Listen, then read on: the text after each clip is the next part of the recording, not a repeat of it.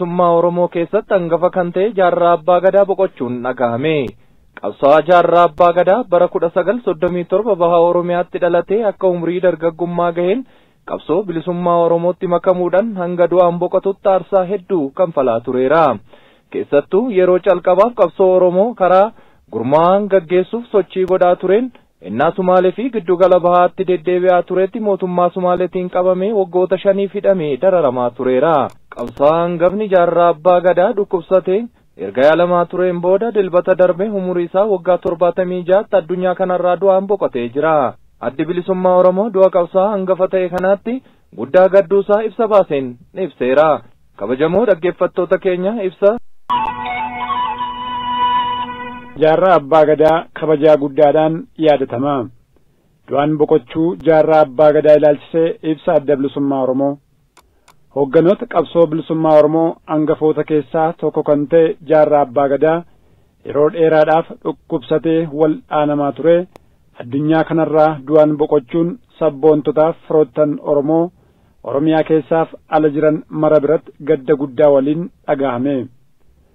Seenaan Jaarraa Abbaa Gadaa eegalamuu qabsoo hidhannoo Oromiyaa bal'aa keessatti qooda murteessaa qabaachuun beekama.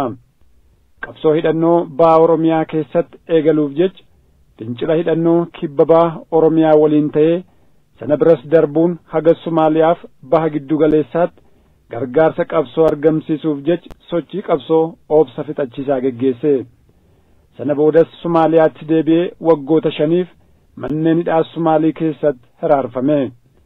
Hidhaarraas gaafa ba'u hawwii qabsoo bilisummaa Oromoo itti fufsiisuuf qabu dhugoomsuuf jecha hidhatee baha Oromiyaatti deebi'uudhaan cichaaf murannoo akkaan jabaa qabaachuu isaa mirkaneesse.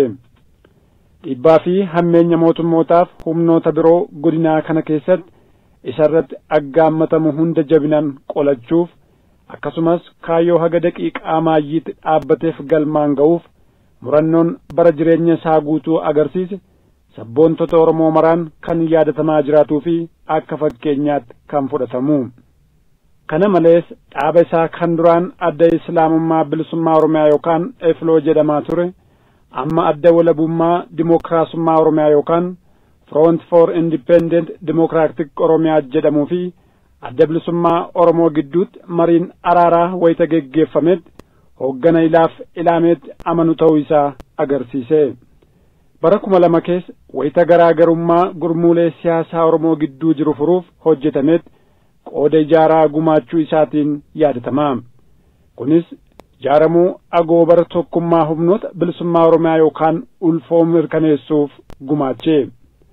Nuti akka adda bilisummaa Oromootti boqochuu hooggana hangafaa kanaatiin gadda gadi fagoo nutti dhaga'ame maatii isaaf miseensota dhaaba fidoo fi uummata Oromoo biyya keessaaf alaaf akkasumas firoota Oromoo maraaf wayita ibsinu kaayyoo bilisummaa Oromiyaa jaarraan haga jireenya isaa maayyiitti qabsaa'eef galiin ga'uuf erbuu keenya haaromfachuu waliini.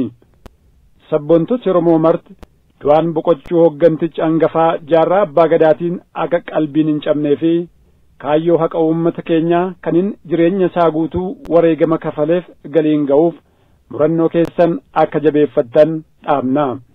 Injifannoo uummata Oromoof qabsaa'aan ni kufaa, qabsoon itti fufaa. Adda bilisummaa Oromoo Bitootessa 4 bara 2013.